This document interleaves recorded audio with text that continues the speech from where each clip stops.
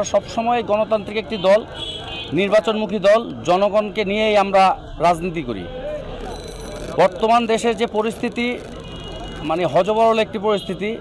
আমাদের নেতা যে 31 দফা দিয়েছে এটা আজকে দেননি, এটা 2023 সালেই এই 31 দফা উনি ঘোষণা করেছেন।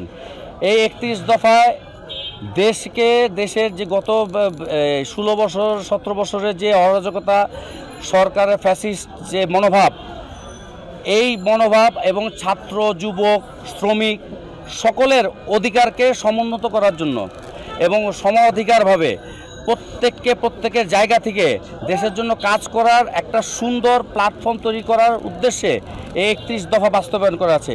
এই 31 দফায় শুধু ছাত্র, যুবক, কৃষক, ঘরের যে গৃহিণী তার জন্য